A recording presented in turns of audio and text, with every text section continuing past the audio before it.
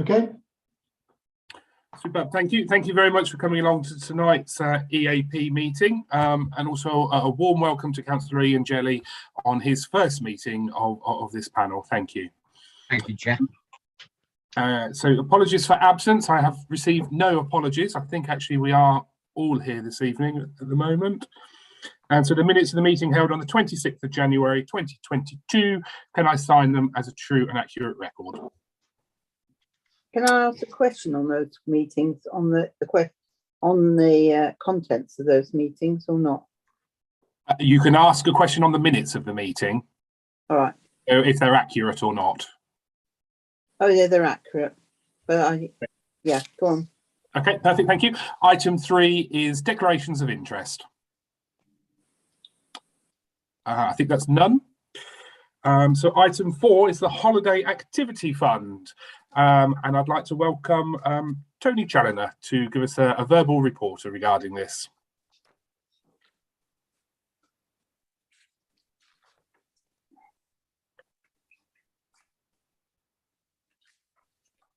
Are you there, Tony?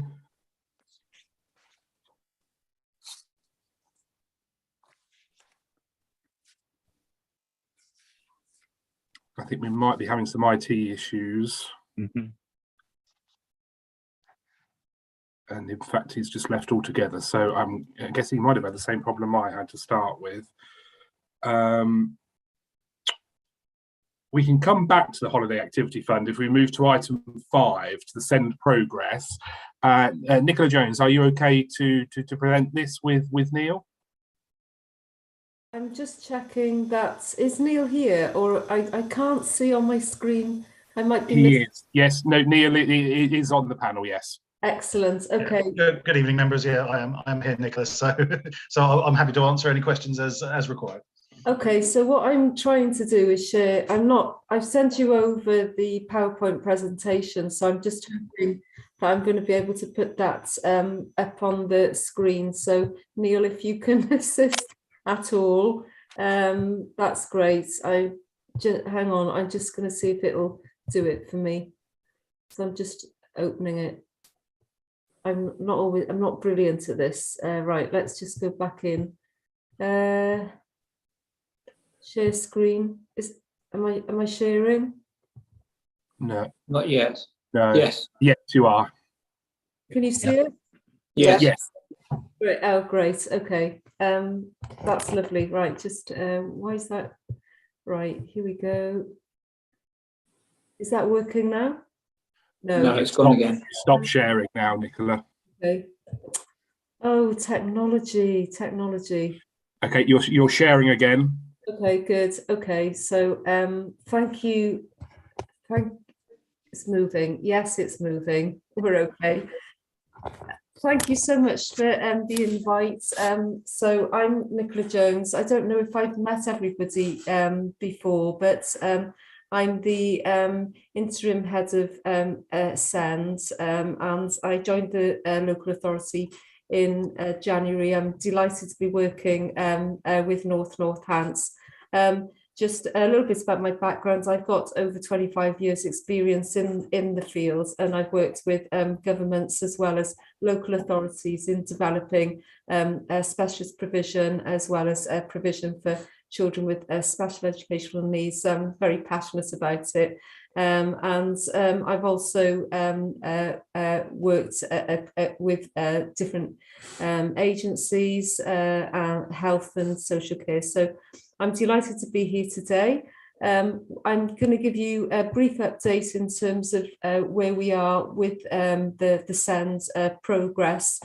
I think that I thought I'd just start by sharing a little bit about some of the background of where we've got to. I guess the big shift, and I think some of what the legislation wanted to do all those years ago, and now we're revisiting that in England, it's been around how we get that earlier help for our children and young people.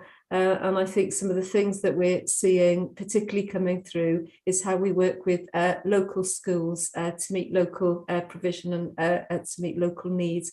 So what we have particularly, I'm just going to move on because I'm appreciating that people will want to ask questions.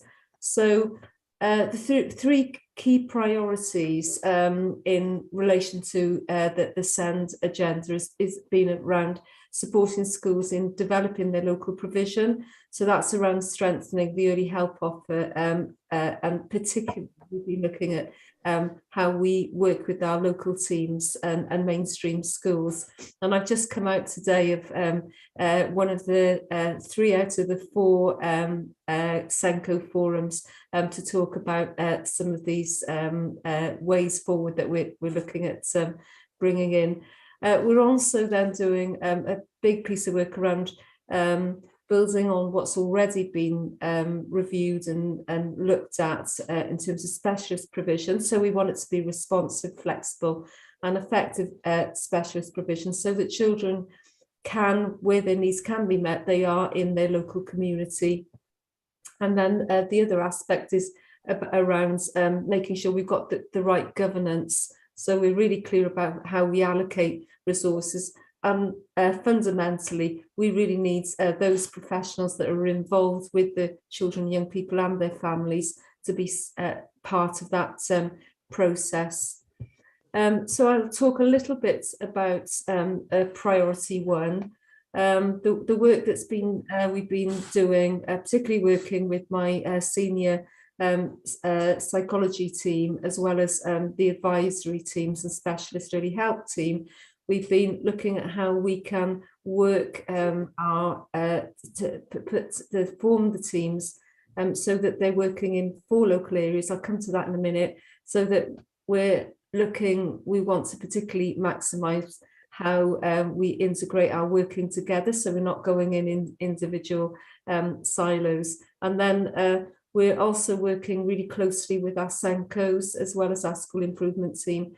And we have been, particularly one of our teachers in mainstream schools, done a lot of work around professional development in Northants previously. So we've been working on a programme for our schools and our SENCO professionals so that we can really develop, keep developing that inclusive classroom ethos for our children.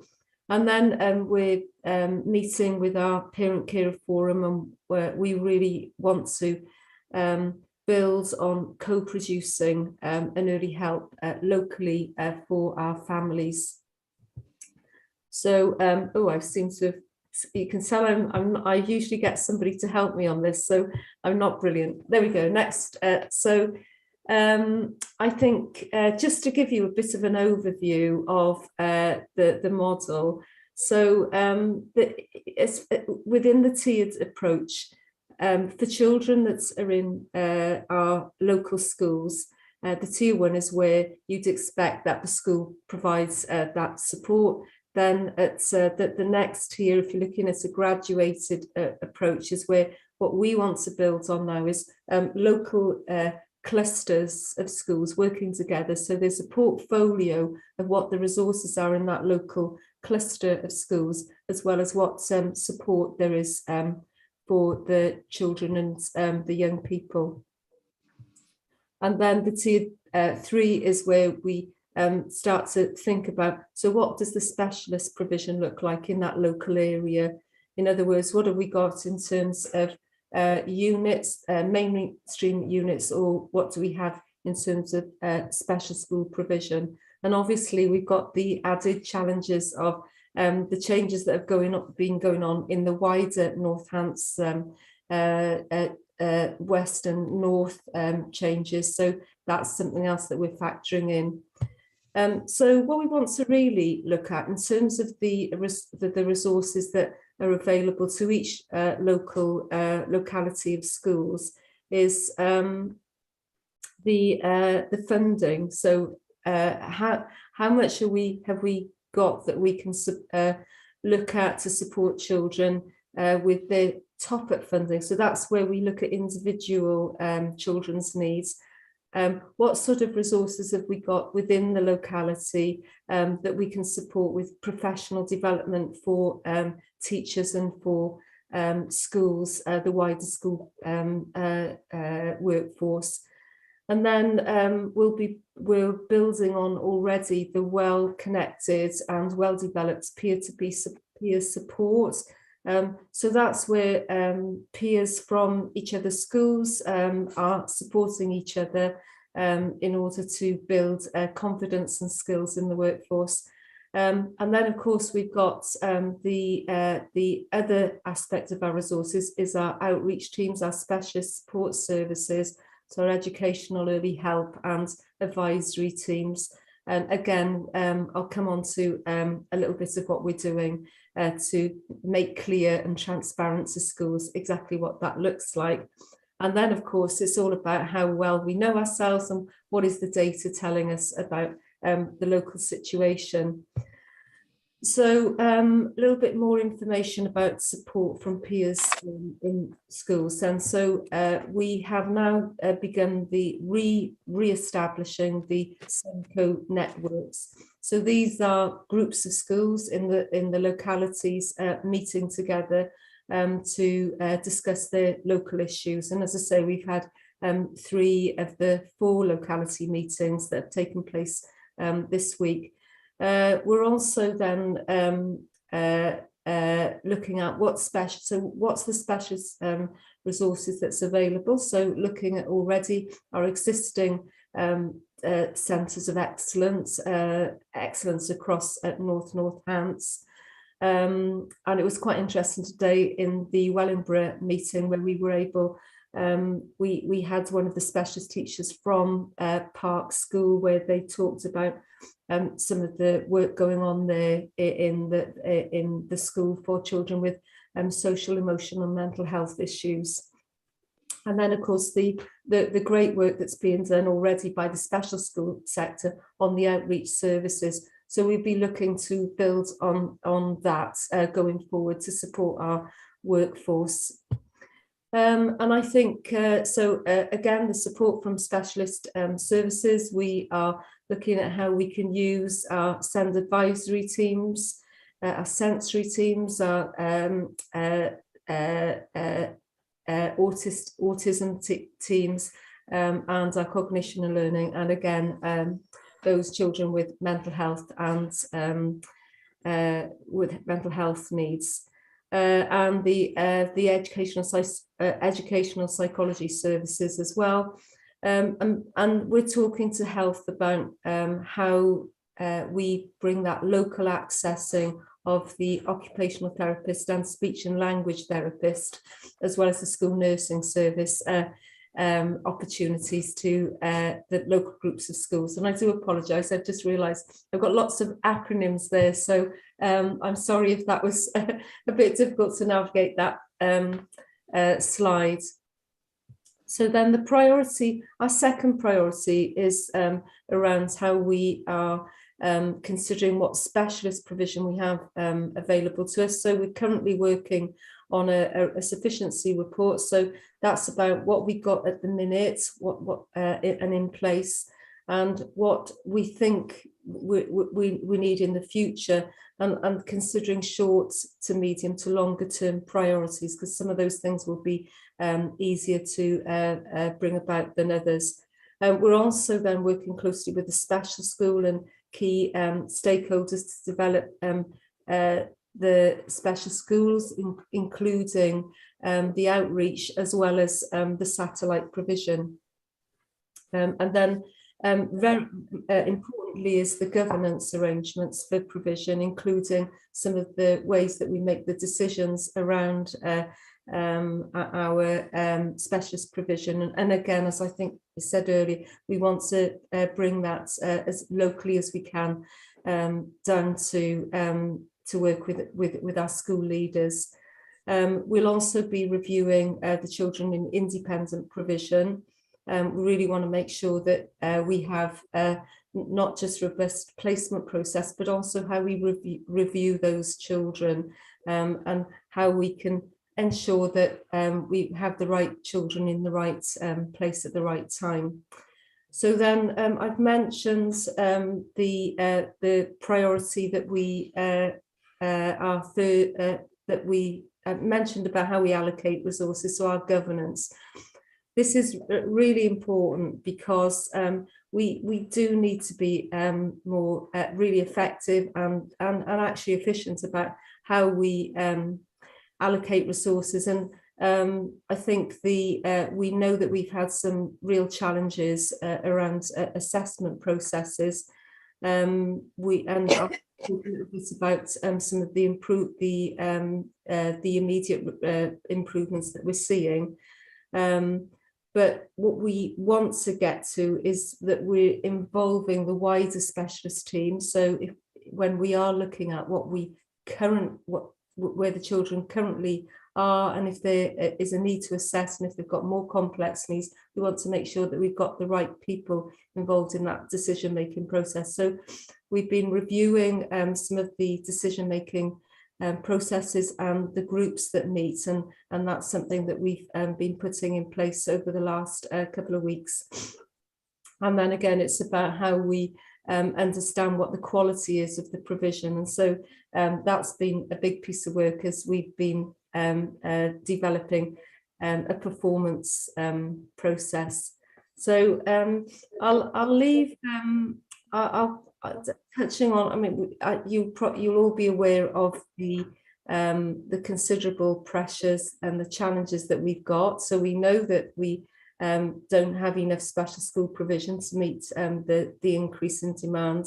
And I think we're aware that there's considerable pressure on the budgets, and that some of our independent places have increased.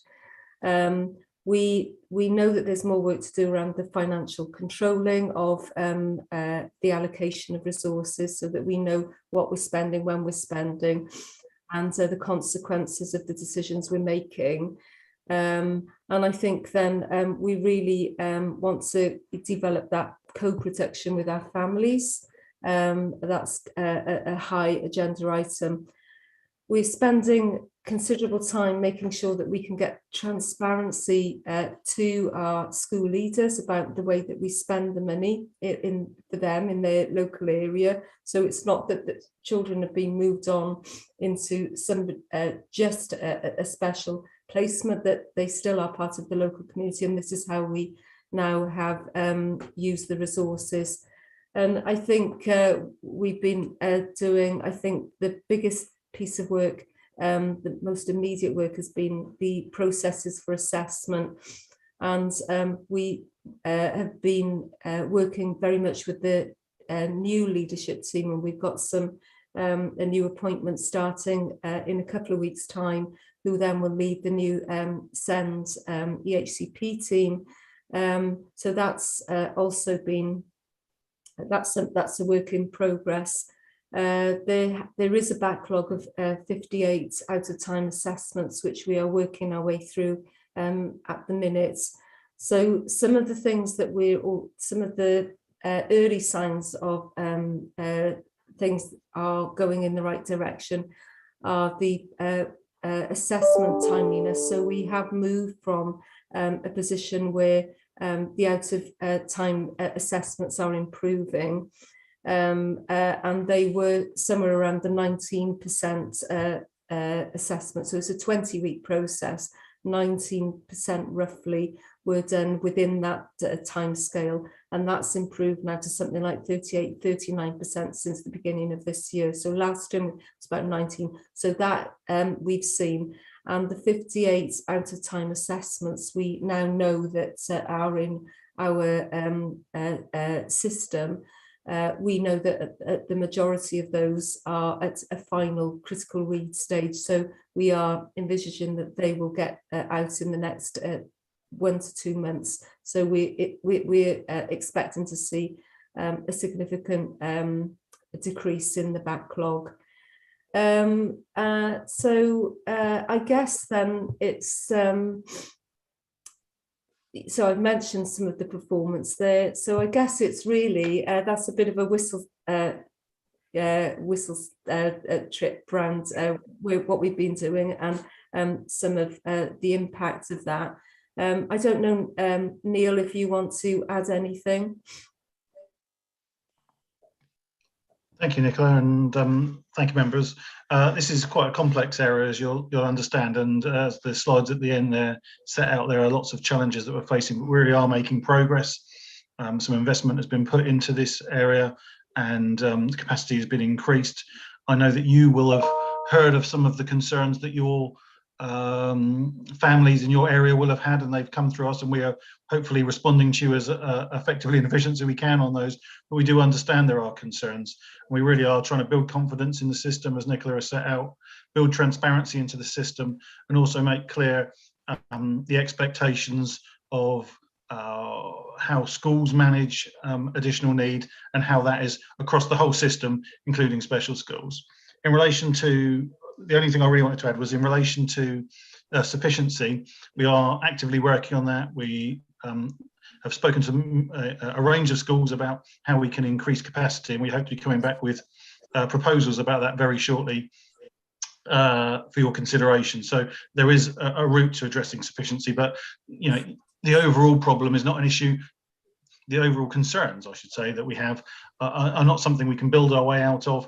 That is part of a much broader response to a set of issues to ensure we meet the needs of children the very best we can, as close to their home and community with the very best services that we can. So there's lots of work going on, as hopefully you can tell, and as Nicola said, that was kind of a whistle-stop tour of everything that we're doing, and we are terrible for using acronyms, so if there are any you didn't understand, please do ask us. I did notice SENCO a lot, so that's SEN coordinator in a school, the lead officer within the school who's an SEN, but there may well have been others, and I apologise for that. But as you're probably aware from your time on this panel, education is full of acronyms, and we do fall into it, and I apologise for that, and happy to expand as we can. So thank you, Chair, and if there are any questions, I know Nicola and myself will be happy to answer.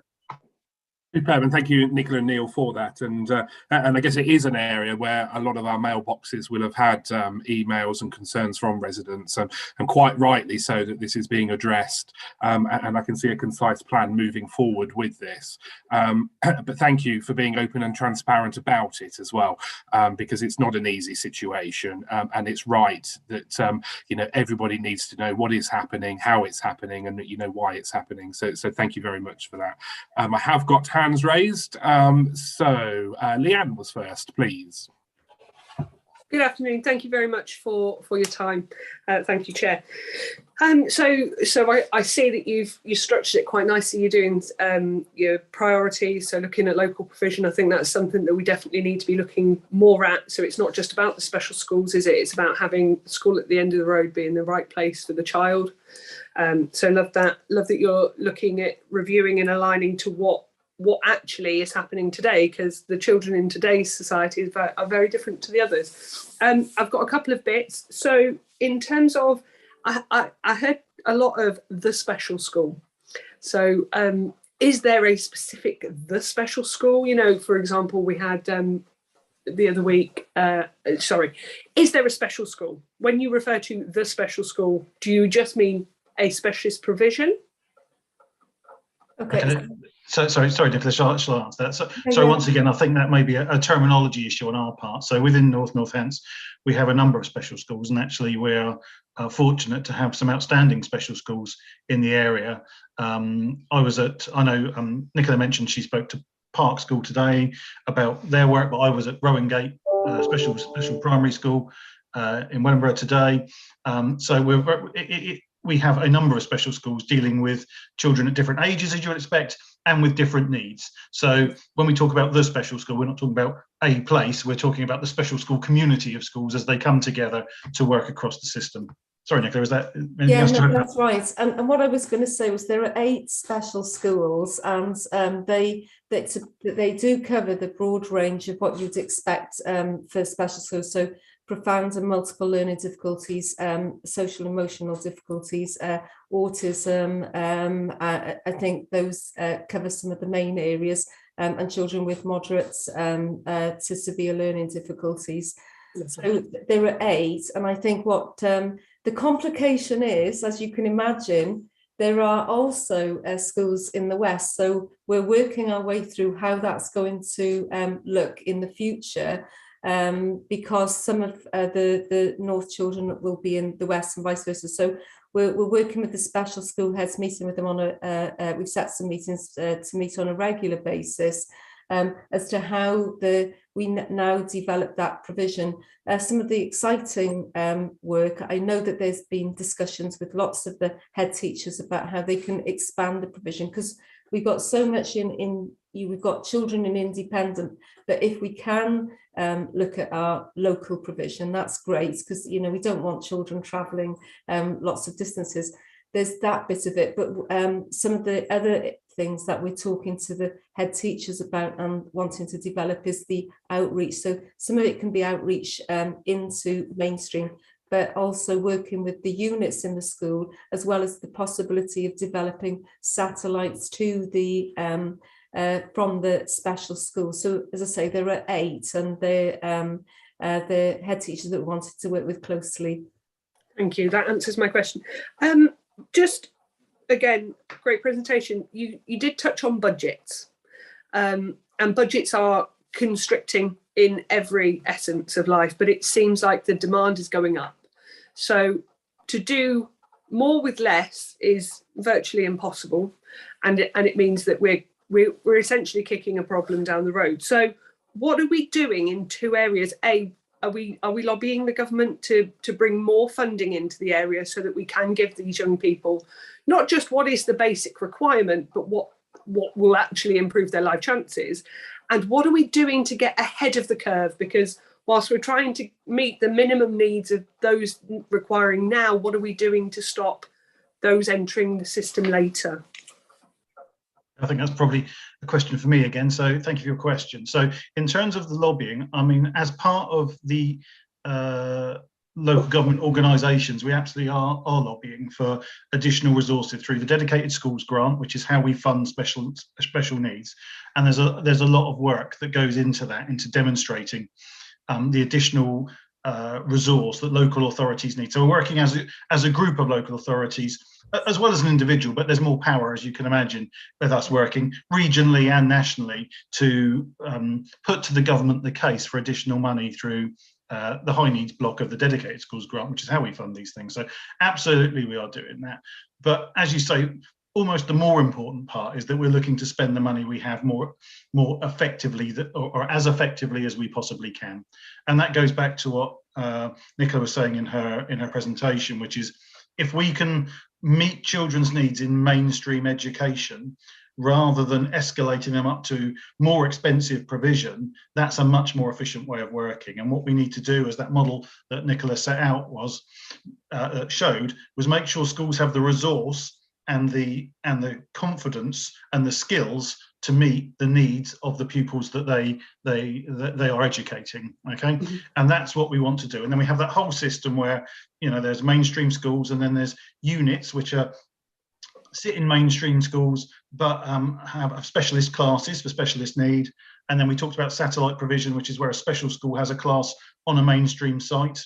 And then we have special schools, and the cost of those kind of escalates as you go through that response, as you expect. And then beyond that is independent, non-maintained special schools. So, the Cambion type special schools for autism and those sort of things is really, really expensive.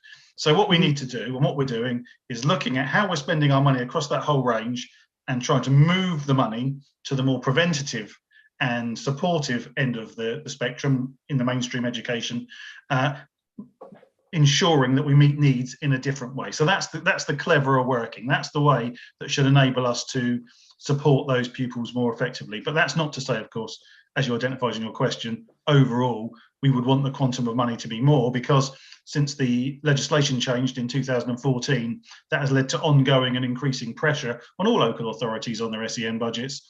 And we're still seeing the outcome of that. Where are we now? 8 years later, that's still flowing through the system, and we need to address that as effectively as we can. But we want to do this in as informed and intelligent a way as we can, and taking a really co-produced approach, as I know Nicola said a number of times. Chair, can I just one more question, if you don't mind, just because I know everyone else will probably want to. One thing I didn't really hear in your presentation was anything around families, and I wonder if that's because the onus is upon the schools to work with the families. And the reason I'm kind of posing that question is, you know, I have a child on a special guardianship order, so once upon a time was a looked after child, and that gives her access to certain skills. But it also gives me as a parent an opportunity to go on those parenting courses that help me understand how to manage, let's say specifically, I'm thinking those young people with emotional social needs on attachment issues, because, you know, if we can fix that early, actually we don't have the implications later. Is that something you're reviewing as well? So I think Nicola is the expert to answer on this, but I'll just answer very briefly that is the absolute root of co-production, of working with families to identify needs at the earliest opportunity and then meet them in the best way possible. But I'll hand over to Nicola, who could speak much more on that than I could. Excellent question. So I did mention about co-production. So that is at the heart of what, you know, we're aiming to achieve. Now, one of the things we want to do with the localities idea, you know, the model that we talked about, was we want to look at what that looks like for schools, but we also want to look at what that looks like for families. So in my experiences, you know, it's things like having networks, drop-ins, like you're saying, the parenting skills thing. It's not huge investments, but some of those things make the absolute difference for our families.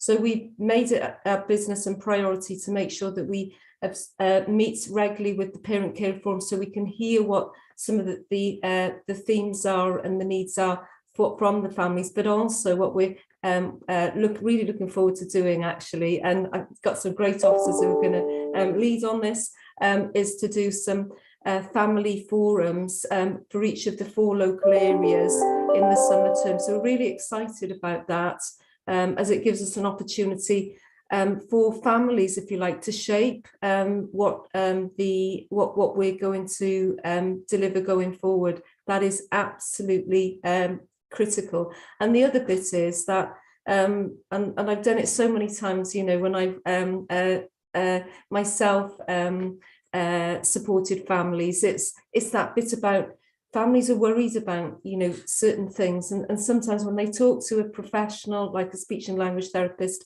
or, you know, somebody with expertise in the field, then sometimes it allies some of the worries and the concerns. And I think, like you just pointed out, you know, there's that opportunity to get specialists in the field to come and talk to families, or, you know, sometimes it's just about talking to another parents through a network and, you know, a link that you can ring someone and say, actually, that's not so unusual, and I've experienced the same. So we really do want to build all those opportunities for families, but also, more importantly, help families to shape how it is that we use our resources.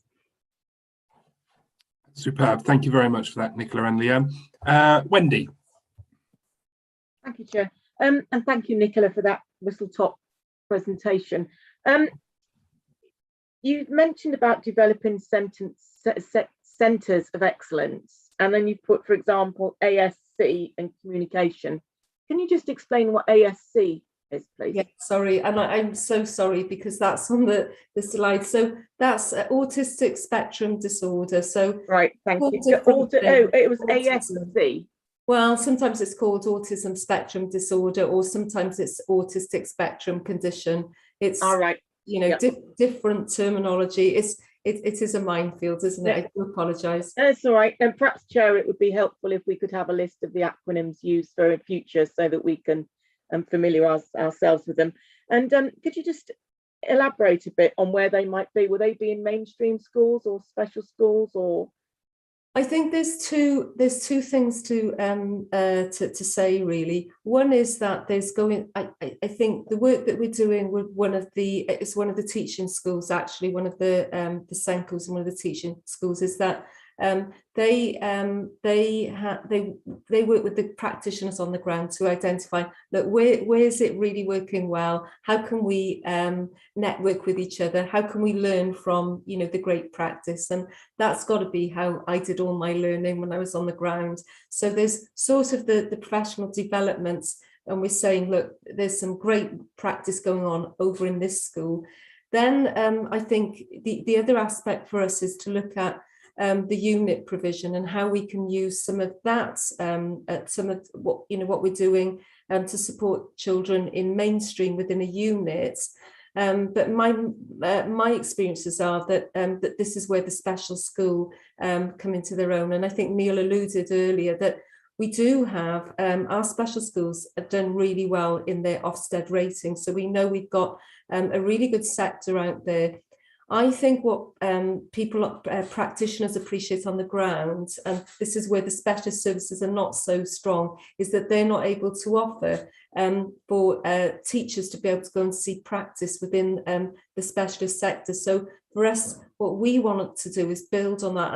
And I have found that when we've used that as an opportunity for practitioners to go and see the practice in the special, and also for the specialist teams, the outreach then to support mainstream colleagues in the mainstream, they can also be modelling some of the good practice. So I think that's where we're aiming to get to. And the lovely thing is that the officer that we've asked to come and do some additional work for, she has actually set up all the different resources on a website. So we're really excited that we can now build on that, and it means that busy Senkos can quickly go and have a look at what's available, but also more importantly how they can link with other schools to learn about what they're doing and go and see good practice as well. So probably that wasn't too long. Thank you. Superb, thank you. Ian. Yes, thank you, Chair, and thank you, Nicola, for the presentation. On your presentation under challenges, it said there was no transparency with schools of provision or how the money was spent. So what are we doing to rectify that? Because, how do we know that the money has been spent in the right place or on the right people? Are we putting something in place that we can check back and understand how the money is spent? Yeah, absolutely. So what I always say to the school leaders is I'm only on the dark side, the local authority side, as often you can be seen as an officer in my role, because actually I do have sight of how we spend the money, and my view and experiences are that over time I always like to be really transparent with the school leaders, to be able to say, actually, what you might not have realised is that, so for your local area, we spend X amount on children attending an independent school, for example. That comes out maybe between 50 to 90,000 per place. It averages out, but it's very expensive places. We can, and then we show, what the local area is doing in relation to accessing special schools. How much unit provision have we got? Is that about right? And how do we spend the money on top-up funding? And what does your outreach team cost, that you're accessing? And by being that transparent, it's not that Nicola Jones or the local authority are going to tell you how, what we're going to do next. It's collectively, so we've got some choices to make as to how we want that local provision to look in the future. And obviously for some countries, they don't even have special schools, but some local authorities have less or they have more. The big bit for me is that collectively as leaders, both myself as a local authority leader and as collectively with the school leaders, that we're making a decision jointly, and we understand, because I think sometimes schools don't understand the implications and costs. So if we were to say every time, when we get these disagreements, or if we do an assessment has a couple of £1,000 tagged to that. Now, do we need to assess a young person, or is it that really what we're after is some top-up funding? If we're after some top-up funding, then we can do that using a SEND support plan. That means you're not tying up our excellent psychology provision into getting a piece of paper at the end of the assessment so that then you can get a pot of money. And those are the things that we will want to explore with the head teachers going forward. I hope that, you know, so that is something we're looking at, getting all that information together to do in the summer term. Okay, lovely. Thank you very much. Super. Thank you. Dorothy.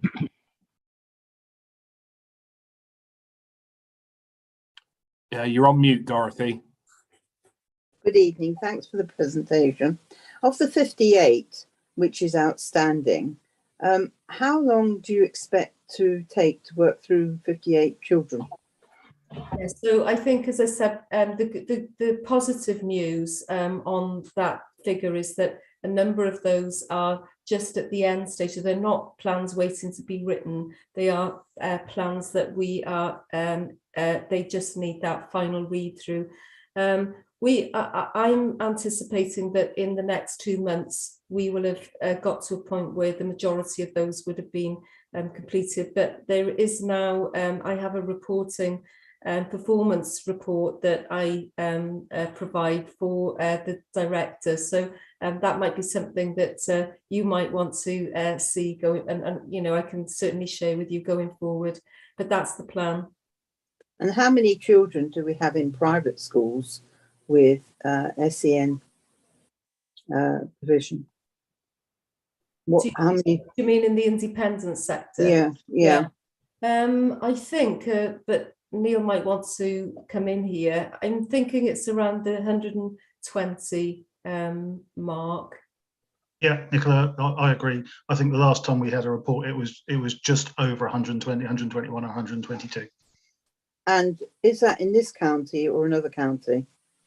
That would be a broader spread, so they won't all be within the county, but sometimes that's the right outcome, because some of those special schools will provide very specialised services that you don't get elsewhere. So, you know, if a child has very, very high levels of need, sometimes they need a very, very particular special school, and it would be right that we travel, and they quite likely in those instances that they would have accommodation there as well as attending school there as well. So, like I say, it will be spread more than just within the local area. And going back to Nicola's presentation, as she said, we want to provide as many of those services as we can locally, and as we expand provision, we're looking to do that. But there will always be a number of children for whom the level of specialty requires, you know, a regional area of excellence, and we need to access that. And do you see in the future that you would be able to provide this specialism and not send them out to county? Well, certainly where those are the more higher incidence needs, absolutely. So if we go back to one of the issues we were talking about earlier, you know, in meeting the range of needs that fall within the autistic spectrum, we would want to meet as many of those locally as we possibly could. And once again, at the very highest level, there may be reasons why it's appropriate to go to a regional area of excellence or those sorts of things. But our intention is, if children can be educated locally, they will be. It will take us a time to get there, you know, but we will be looking to develop the offer that we make with the special schools and with the mainstream schools, as we said, to enable that. But this is not an unusual situation. You know, this council is not an outlier. Lots of councils are using independent providers, and actually many of the independent providers are excellent and outstanding providers. So it's not about the quality of care that they get. This is about a community and locality based model, as Nicola set out in her presentation. And the other question I also have is Rowan Gate. They have 2 classes there at the moment using Tennyson Road, and they're looking to have a 3rd class next year. Is that because Rowan Gate in the Hayway in Rushden has outstripped its need? So yeah, and as I said earlier, I happened to be at Rowan Gate this morning and having a conversation with Head. And if we take that site, for example, the site in Wellingborough, you know, it was built for 80. It's been expanded, but it's now got nearly 130 on it, you know, and that's the same on all their sites. They're making really creative, really positive use of every inch of space that they've got, but we need them to be able to access additional capacity to provide the outstanding services that they do. And, you know, which is what we're talking about at Tennyson Road, is outstanding as well. The parents are very pleased with that provision. The pupils progress really well there, and so if it is possible to expand that, and that's not a decision that's been made as yet, but one that we're absolutely considering, then we would be, you know, wanting to work with Rowan Gate to ensure, you know, they can provide, you know, with one more classroom, probably 8 more spaces, and that's 8 more pupils who can be educated locally, which would be really positive. But like I say, that's still a discussion that's underway at the moment, and I think we're coming to a conclusion shortly. But the answer to your question, again, right back to the start, is yes, all of our special schools, and Rowan Gate being one of those, are approaching or at capacity. And is there any child at the moment not being, any child at the present moment not actually getting into a special school should they need to be in a special school? So all children are being provided with an education and a good quality of education. However, there are some children who will be moving through the system who will be going into a special school but are not there yet, and there is some work to be done on that. So there are children who are in the process, and sadly it's not an immediate process. As you can imagine, there's a time that's taken to consult with the schools to make sure that they are able to meet need, they've got space and those sorts of things. And so there are children in that process, and we support them as best we can during that process, but they will, you know, through that be delivered the right space. So we take our time, hopefully, to deliver the right outcome for all of those children. So like I say, that's an ongoing process, and some of those EHCP plans that we're still working through, some of those will move into a special school over time, and we're having to support those children in different ways in the interim. Okay, thank you very much indeed. Thank you very much, Neil and Nicola. I think that's been a concise debate about this and report about it. Thank you. And I know it will be coming back. It's something that we've requested to come back every kind of 4 months or so. Sorry, Dorothy. No, sorry. Sorry. I know we've requested it to come back every 4 months or so we get updates about how it's going and moving on. So thank you very much for that. Nicola, you can go if you wish, or if you want to listen to the rest of the reports, by all means stay. It's entirely up to you. But thank you very much. Neil, you don't get off the hook that easy. No. Okay, thank you very much. Thank you. No, thank you, Nicola. Okay, so we're going to move back to item 4, which is the Holiday Activity Fund. And Tony, thank you very much.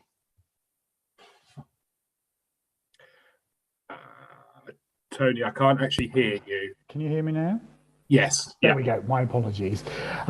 So hello, everybody. Sorry for the false start there. My name is Tony Challoner. I'm Assistant Director of Commissioning and Partnerships in Children's Services. I'm one of the unique services that covers both North and West Northants, although I'm a North Northants person. Here to talk to you about the Holiday Activities and Food Programme. This has been administered so far by Public Health across both West and North Northants, and subcontracted to N-Sport to make the arrangements for the programme to be delivered, and to account and report to central government for it.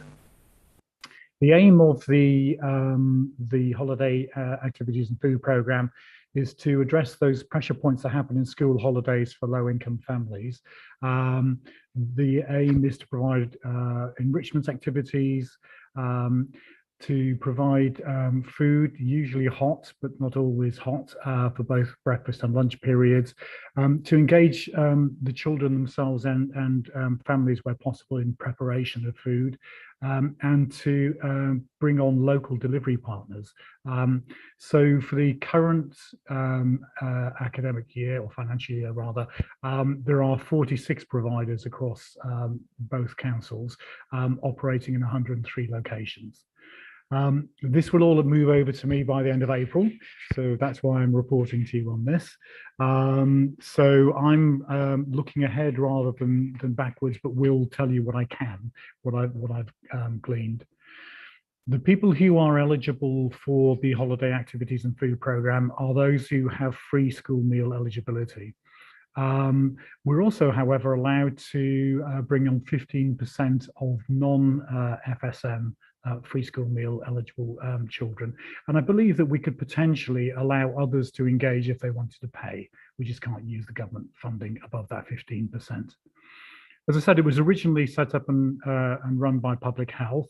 In 21-22, across both councils, £1.8 million has been spent on it. There have been 5,344 children and young people signed up for the programme during the current financial year. The government announced at the end of last calendar year further 3 years worth of funding. So per year, Northampton is going to get £1,066,490 to spend on this. So it's slightly more than we had in the current year. In Northamptonshire, I don't have the North Northants figures specifically. There are about 25,000 children eligible, so you can see that we're not really hitting a massive percentage of the free school meal eligible people. The programme was initially set up very, very quickly because the government didn't give local authorities much time. And I think NSport and Public Health did an amazing job looking back at what was achieved. The contract with NSport was let through some short-term arrangements and is due to come to an end now. What we have decided in Children's Services is to extend the contract with procurement approval and go through the right processes for the next financial year, 22-23, largely with the structure and processes that we have now. But we recognise that perhaps things could be improved. And one of the reasons for coming to the panel today is to seek your thoughts and your guidance on what we might do differently in the next financial year. Over the next financial year, we're going to run a commissioning programme to look at the options for having a proper competition, perhaps testing whether NSport are the best or only provider, or whether we should do it in-house even. So that commissioning process will again engage with members. We'll be looking for your guidance on what you would like to see different for the period from 23 through to 25. And the kind of things I'm anticipating we would need to look at again are access in rural areas, transport, because even though we are covering 103 locations, there are actually quite a few young people, children, young people who are not able to access the programme at all, even though they are eligible. Also, I think general awareness in the families that are eligible for this support, access to this programme, is fairly low. We've tended to do most of the awareness raising through schools, I believe, and we will continue to do that, but we're looking for some more energised ways of getting families to know what's going on. The final thing I would say by way of introduction is that the guidance from government requires a steering group to be in place. We did, I believe, initially have a steering group set up, but it kind of fell by the wayside. And so one of the things I would like to do as I take on the programme is to recreate that. And again, ask members if they want to be engaged with that at all. Because I think it's a way of supporting NSport in the next financial year to make sure they're engaging with local communities appropriately, that they're targeting the right families, getting the programmes known, but also will allow us to begin to develop our thinking for the period, the following 2 years after that. I think that's all I've got by way of intro, Chairman. Happy to take questions. Superb, Tony. Thank you very much. Any questions or comments? Dorothy. Well, is this the programme that I was involved in last summer, where I ran an activity for people on free school dinners, and in this programme, I managed to get the children from the schools in the villages. Is that correct, that this was part of that programme? It sounds like it may well have been, Councillor Maxwell. I'm not clear, obviously, because but what you're describing is eligible from what you're saying. So my question is then, given the fact that children in villages are are sort of not able necessarily to access it because there was no transport. They had no transport either to get to the actual activity, and it took so long last year to set up the program that by the time, in fact, we only had 2 weeks in July to actually get the children there to actually access the program. So this year, is it hoped that children will be able to access it, and that it will be widely available? People, for instance, the schools would, because I think one of the problems last year was that the schools didn't recognise it. I think that is where I think a lot of the problems was, that the head teachers didn't recognise that you were actually setting up an activity, which I did, but at the same time, at one school, for instance, made it quite difficult, I'd say, and the children weren't able to access it in the same way. I think, Councillor Maxwell, you've described it really well. I think it was because it was set up in such a rush. The communications to schools wasn't necessarily particularly well done. And so what I'd like to do for the summer holidays is to make sure that we're doing all of this thinking, we're setting up the transport, we're making the communications with school really clear, but also we're finding other routes to find families so they're not dependent on that single way of finding out about things. The initial plan was for Children's Services to take this over for Easter. But there's only 2 people in my team, so we would have struggled to do that. I asked Public Health to retain it for the Easter period, and then we will take it on and, as discussed, look at the questions of transport, accessibility, communication, awareness, those kind of things. And then as we look forward to the following 2 years, my aim is to get all of the learning and to do it much, much better. Right. Oh, right.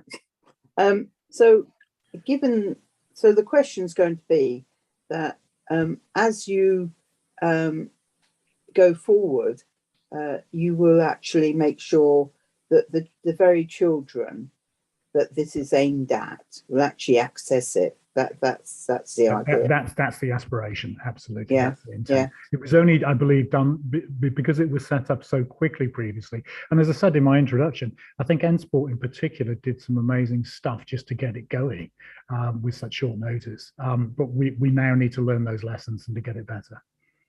Yes, and I'd have to say that, I think from the point of view of actually setting it up and actually getting it going, and making it widely available to everybody, both in, because there was a cut-off point that I couldn't do it to everybody because there were so many of them. I mean, for example, there were 200 children at Prince William School in Oundle. There was no way I could actually do 200 children at Prince William School who were on free school dinners, and I think that some way needs to get round how they were actually going to access it. So yeah, I think that's right, and given the fact that we have so many free school meal eligible children in the council area, I think a concern I have is that if we're very successful at the sort of communication and marketing, if you like, we might find that we haven't got enough provision, and that would be really bad. Yeah. Super, that's great. Thank you very much. Lee. Thanks, Chairman. Tony, thanks for that presentation. I've got to say, the Holiday and Food Activity Fund is something I know, well, I knew nothing about. Now I know a bit more about it. But Tony, I'm trying to understand in my head, what does it look like? So what does a session look like? What does it offer the children? How often is it? Where is it? How many people or students are involved? how many days a week does it go? So my first part is I'm trying to envisage actually what does this comprise. I've never been involved with it. And then my second part, and the reason I want the answer to the first part, is if this is open to students potentially that are paying for it, so not the ones that are eligible to get it for free, that's great, but the people that want to pay for it, because I imagine that there are parents that may want to pay for it. Then how does that work from a capacity point of view? So thanks. So if I can answer the second question first, I was just saying I think that's a potential. I'm not aware that has happened so far. As I said earlier on, I think my concern would be that if we're really successful in identifying and engaging eligible people, and then we find we haven't got sufficient capacity, that would be wrong. So it's a consideration for the future commissioning program for future years, and we will need to protect the people who are eligible for free school meals as a priority. In terms of what it looks like, I can give Democratic Services a link to the government guidance on this, which actually does give quite a lot of detail of what's expected to happen in different holiday periods over Easter, over summer, over Christmas, for instance. So they would say, minimum of 4 days a week, at least 4 hours provision, has to cover breakfast and lunch and a bit more. So it's not just about feeding young people. And there have to be activities which help children to socialize and not to be socially isolated during the holiday periods. And there are some standards that they set for the provision that we and the provider and sport are then required to account for, to report back on what we're doing, how many young people we're dealing with, those kind of things. As I said, it happens in various locations, and that's deliberate because some of the locations will be able to provide soft play areas, some of them will be able to provide different things, and the idea is to engage with local community groups in particular, as Councillor Maxwell I think probably gave us an example of, to build on those existing sort of facilities and use the buildings and the volunteer networks that are there, to do what's available locally to make sure it happens. And in a way, I think there's some capacity building benefits from this as well, for local communities, because it's quite a lot of money. And Chairman, if I can just, thanks, Tony. That's really useful. So the venues that they're held at, are they always non-commercial venues? So are they always schools or community halls, or are they commercial premises as well? I don't think I can answer that, being fairly new to it myself. I haven't detected anywhere that we're giving any of the money to rent premises, but that may well be a possibility. I'm not sure. Okay, no, that's brilliant. Thank you. Tony, just to come back on one of those points, I do think it's important that children can buy into the schemes, I guess, for those that are not eligible. What I wouldn't want to see happen is perhaps you've got two friends where one is eligible to free school meals and one isn't, and then you kind of divide that friendship then. And whilst protecting the children on free school meals, I do think that there should be an element of, children being able to be active together. Yes, that makes sense. Thank you, Councillor. Philip. Thank you. First of all, I'm at one with Councillor Wilkes on not having known anything about this really at all before, but knowing a little bit more now. Very, very grateful for this. 2 points really. One is that I would ideally like to see us as an authority providing this sort of thing for every child, and those who can pay should pay, and then we use the government money and subsidies to support those who are on free school meals and otherwise unable to access it, rather than it seems to me that we're coming from the other way around, that we're saying let's provide something for kids who don't have much. That's good, but surely there's something in this for everyone.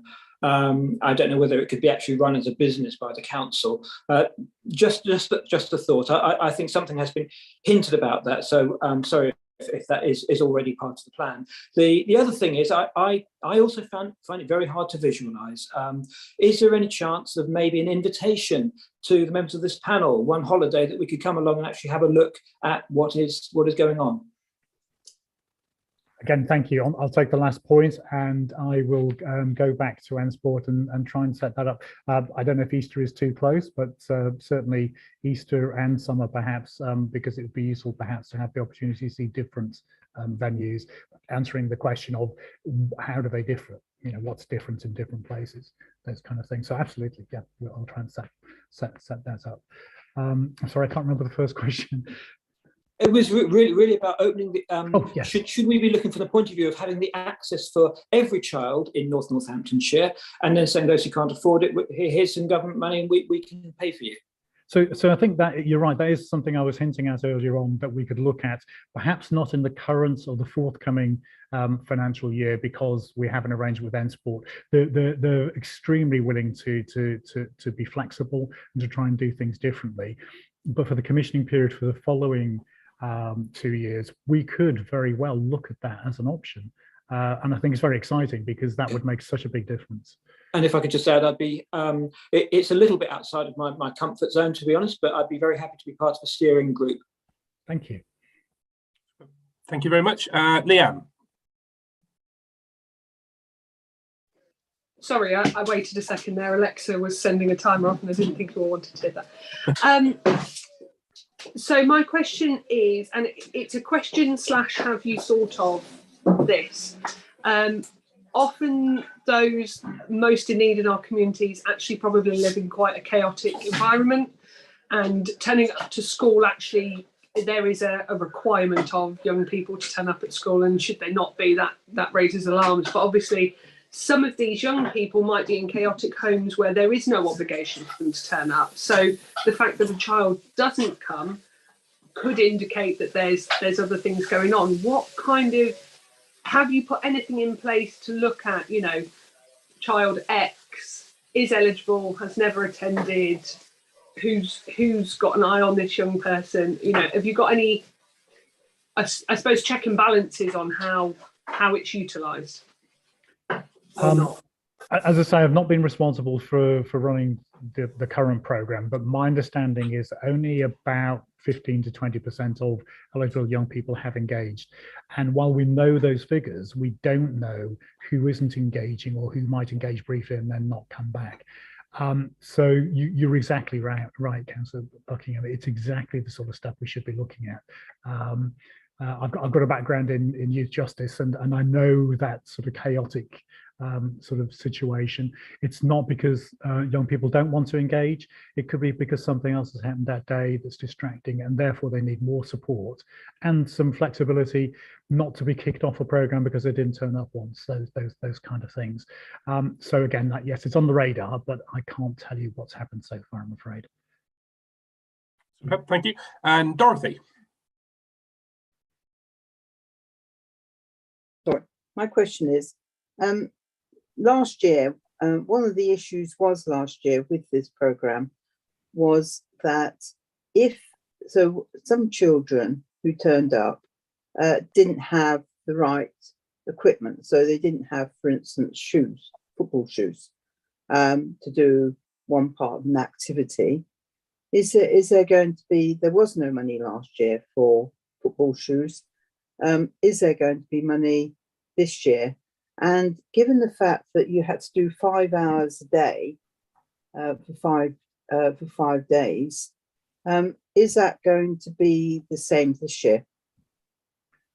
So again, I'm not sure, but it's something I will take away and look at whether there's some kind of access fund that we can set up with the money, whether that's within the rules. I don't know. If it's not, then I won't let it drop. I'll come back to the council and see if we can have some conversations internally about supporting those young people, because of course we are targeting young people who are least likely to have those kind of those shoes. Yeah, exactly.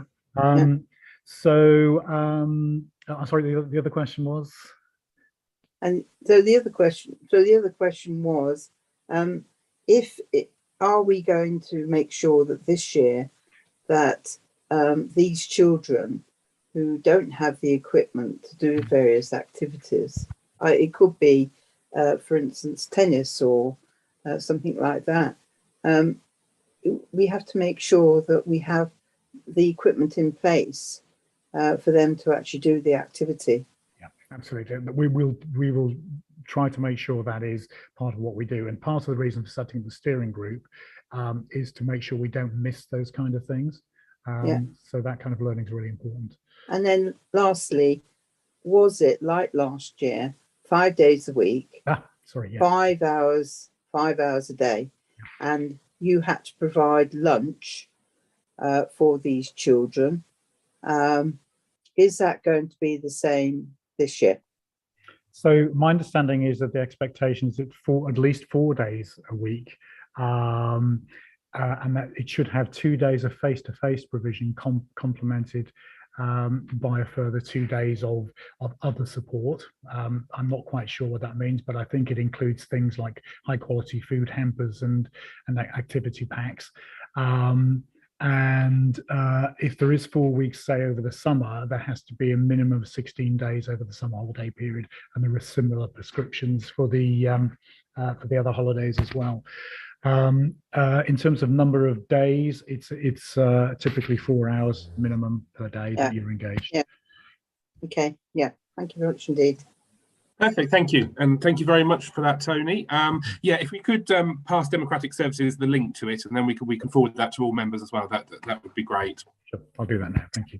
Thank you very much. Okay, so we move on to item 6, which is the admissions update, and that's Neil. Thank you, Chair. So this is a brief update on the secondary admissions process for members. As you may be aware, National Offer Day at secondary was the 1st of March. So these figures are very much hot off the press. And so I have sort of summary figures, but not figures at an individual school level as yet, but we could certainly come back and speak about those if that was required, or circulate them if they would be useful. So this is the result of the secondary admissions process. As members will be aware, the council runs the admissions processes for all schools and academies within its area. And this is called a main point of entry because it's the point at which children move between years or key stages or schools.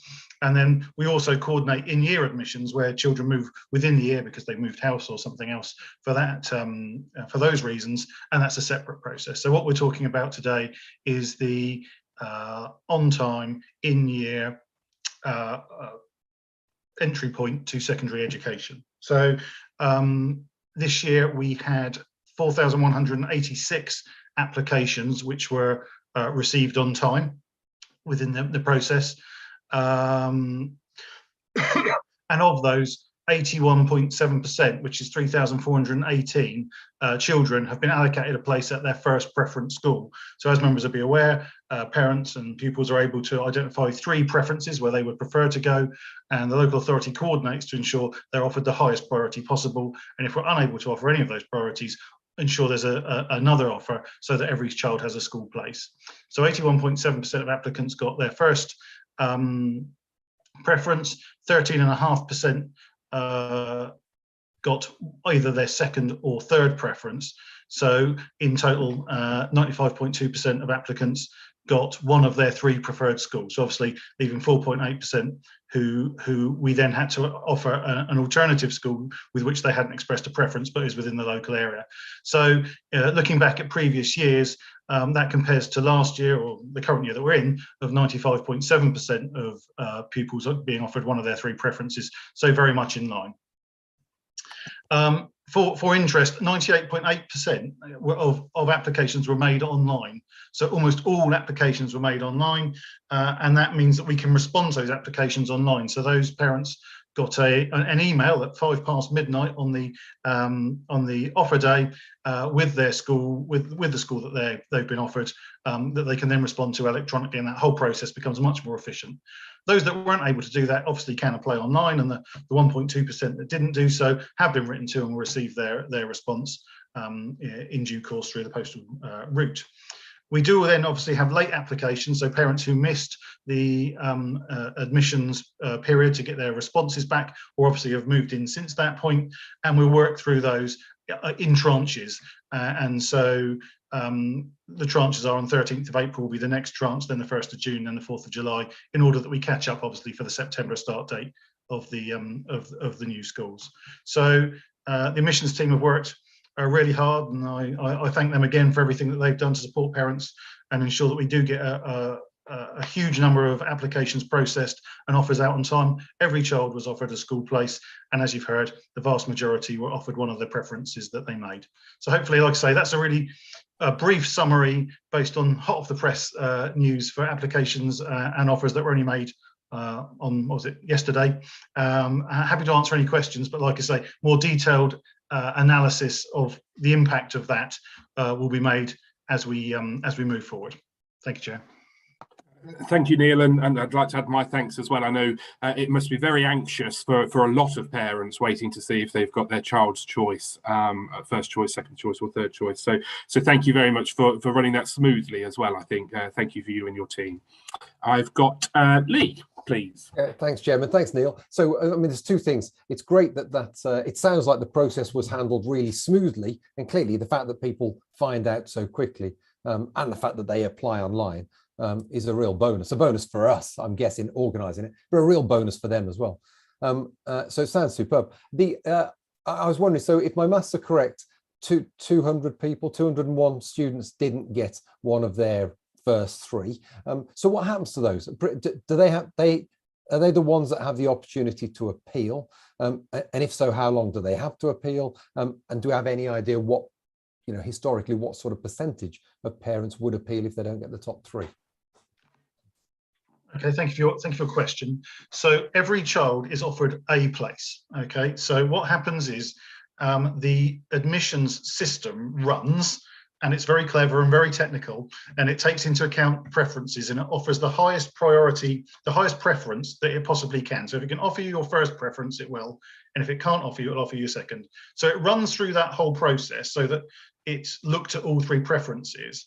And what we will then have is a list of children who don't have a space and a list of schools that have spaces still available. Okay, and then what we do is look at what the closest school to each pupil is, and offer them a place at the school with a place nearest to their their place of residence. Okay, so every child will get an offer at a school as close to their home as we possibly can. The appeals process is different, so it does work in the same way. So now we've got 4,800 offers out in the community, and parents have to write back to us and say, yeah, I absolutely accept this place, or no, I don't accept this place. In which case, they either go back into the system and we can offer them an alternative space at a school that has spaces, or they can appeal to a school they didn't get into. So they got into their third preference and they want to get into their first preference, and they don't think the process was operated reasonably, and there are circumstances that weren't considered, because obviously you have to have a reason for appeal. You can't just appeal because you didn't get the place you wanted. There needs to be a reason for that appeal. They can then come forward with a reason is, these issues were not considered, I'd like a place at this school, and then the independent appeals panel looks at each of those appeals as we go forward. But the important thing, right back to the start of my answer, is every child is offered a school place. Okay, now whether the parents accept or don't accept, there's a process that follows that, but in the first instance, as of 5 past midnight on Monday, every child in North Northants who applied for a school place does have one. Okay, thanks, Neil. I mean, the reality is, I suppose, a fabulously high number of people got what they were looking for anyway. So it sounds like a great outcome. But thanks for that. It gives me much more information. Thank you. Dorothy. Sorry. What happens to the children who appeal to the schools that they put down as number one? Is the school itself given the opportunity to either extend the numbers they're going to take that year, or are they then not eligible for that school? So the appeals process is quite complex. The appeals panel has to take into account the capacity of the school to meet the needs of the child. Okay, so basically, is there a space into which this child could be put? Mm-hmm. Now, there are sets of circumstances under which appeals panels could place over number. So despite the school being full, they place another pupil. And that's particularly if the admissions policy hasn't been applied properly. So to take an example, if the child had a sibling in the school and that for some reason had been missed as part of the appeals process, and if it had been known, then the appeals panel might say, actually, a mistake was made, you know, this piece of information was missed out, and then we would place. However, there are lots of circumstances where that wouldn't happen, and schools will take a view as to how they wish to defend the appeals against places. So some schools may take the decision that they, rather than go through the appeals process, they will actually accept overnumber. That's not generally the case, but they could potentially do that. Alternatively, obviously the appeal will not be successful, and we continue to offer that pupil a place at another school because we have capacity within the system due to the work that we do around sufficiency. So at no point will they be without a school place. And like I say, the appeals process can be quite technical because of the reasons on which you're able to appeal have to be about the process. What happens if the parent doesn't take no for an answer? Well, the appeals process is a legal process that's set out in statute. We follow that through. Parents have a responsibility to ensure their pupils are educated, whether that's in a school or through home education. They would have to take the decision as to what they wanted to do, given the choice of schools they were able to access.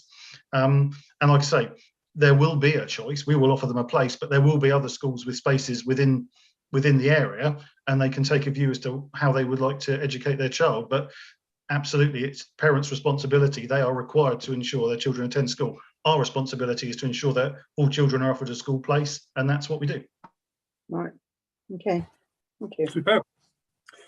Thank you, Neil. Thank you very much for that. As we move on to item 7, which is the free school meals update. Now, this actually came to executive last month now in February. So those that have read the executive papers will know the update on this. But Neil, if we could just have an overview of it, that would be great, please.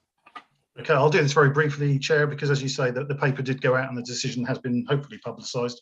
So this is a continuation of the scheme by which children who are eligible for free school meals are provided with vouchers to enable them to, or their families, to go out and purchase food over the holiday periods. And you'll remember this started probably over a year ago now, and that there was the appeal with Marcus Rashford and everything that he did, and the government, and how this was going to carry on.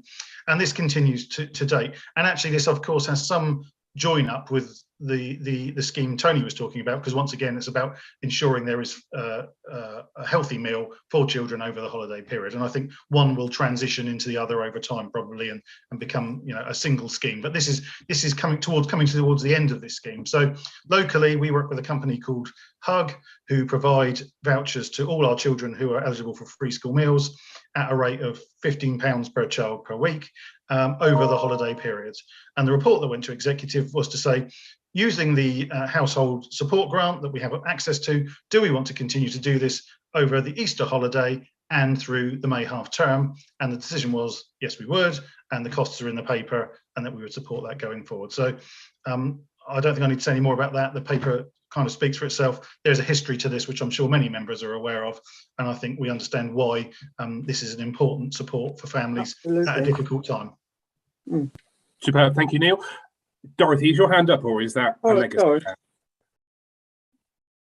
No, I'm guessing it's a legacy hand. Yes, thank you. Okay, that's perfect. Thank you very much for that, Neil.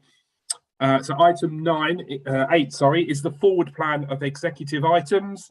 Ben, please. Thank you, Chair. So this is the regular forward plan for all the executive items.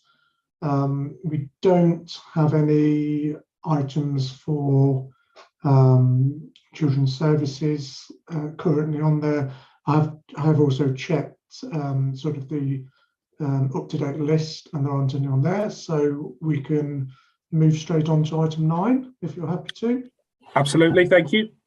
Okay, so focusing on the forward plan of items for us as an EAP, we've got 1, 2, 3 items due to go to the next meeting on the 23rd of March, which is school effectiveness and improvement, a briefing on homeschooled children, and a further briefing on maintained nursery schools.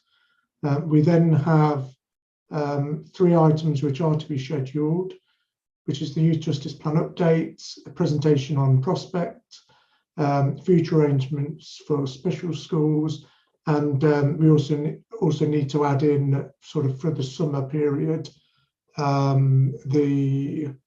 further update on SEND progress, as discussed earlier. We are pulling together a list of meetings for the new municipal year. So you'll see at the moment we've only got meetings through to the 4th of May. So that will be released shortly.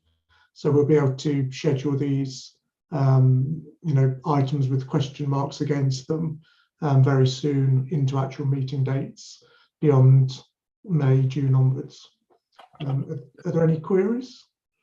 No, I think that's great, Ben. I think we've got some good items coming forward. Wendy. Can I just ask that we have papers before the meetings, because we didn't see the I hadn't received the presentation that we received this evening earlier, and it's just helpful, and particularly I know a couple of the items say that a briefing paper will have a briefing paper, but for example, homeschool children, it doesn't say that there'll be a briefing paper, and I just find that helpful before the meeting if we have something to read, so that we can formulate any questions we might ask rather than whizzing through on the evening. I've got particularly concerns around that. Thank you. Yeah, no, I think that's a very valid point, Wendy, and I think where possible, absolutely, we should have a briefing paper to be able to read with the agenda when it comes out. Thank you. Dorothy. Yeah, can we have the papers on today's meetings, actually, which was the first one? The first so the send progress. Yes. Ben, are you okay to circulate that to members for me? Yes, I have actually already emailed the officer requesting the paper, so I'll circulate it tomorrow. Okay. Perfect. Thank you very much, Ben. Thank you. Okay, that's great. Well, thank you very much for your attendance tonight, and I close the meeting at 6:30.